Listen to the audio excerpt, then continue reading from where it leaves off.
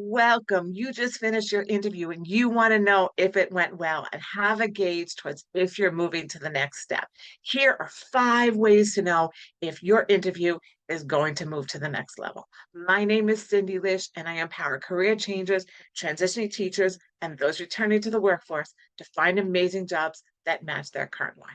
Okay, number one is if at the end of the interview, not the beginning, but if at the end of the interview, they start talking to you about the process in great detail and even start to talk to you about people that you're going to be meeting and giving you inside information about their personalities or what they are specifically looking for in this position.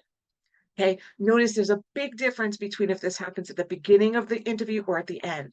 Beginning, it's a formality. If at the end they go into elaborate detail about this, that means they are interested in moving you to the next level. Because if not, they wouldn't waste their own time at the end of that interview. They would just cut it short and say, "We'll let you know next week. Don't call us, we'll call you."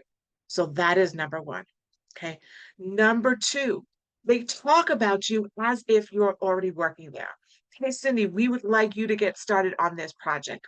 Hey, we are interested in your insights on doing this. This is a struggle we're having. We're having a hard time networking with these external partners. This is what we would like you to do." So if they start talking about you as if you are there, that's a really good sign that they are moving you to the next level. Number three is it felt really good. It felt like a conversation, everything flowed naturally, they weren't interrogating you, and every part of the interview just flowed naturally, like a conversation, okay?